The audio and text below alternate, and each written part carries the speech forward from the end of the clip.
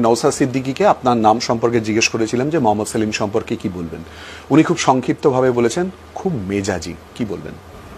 এটা এখন তোমার সঙ্গে কথা বলছি, মেজাজি কথা বলছি না, এটা একটা তোমার গিয়ে থাকে মেজাজি। এই জন্যই বলতে পারেন কারণ লোকসভা নির্বাচনের সময় ওরা সাহস করলো না লড়ার, আমি বলবো সাহসই করলো না, নানান কথা বলে। তো নওশাদ সিদ্দিকীর যে বিল্ড আপ, তার যে কাজকর্ম, তার যেটা আমরা যেভাবে ডিফাইন করলাম যে ওই ধরনের ঘরানা থেকে এসে রাজনীতি করতে পারে, তার অধিকার আছে, তো সেখানে দাঁড়িয়ে কিন্তু ডায়মন্ড হারবারে দাঁড়াবো বলে ঘোষণা করলো, তা করলো না। তো এখন আবার যখন বলছে আমরা একসঙ্গে আন্দোলন সংগ্রাম করতে চাই, তাই বলছে এত সহজে হয় না।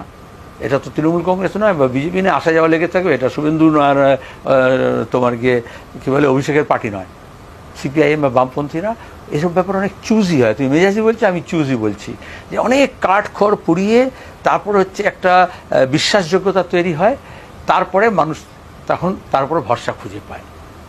এখন এটা যদি ভুল বলো ভুল, কিন্তু এটা আমার ধারণা, এটা তো কোম্পানির মতো কোচিং নয় যে এখান থেকে এই কোম্পানিতে ওই কোম্পানি যাচ্ছে, ওই কোম্পানি আজকালকার নতুন জেনারেশন এরকম আছে।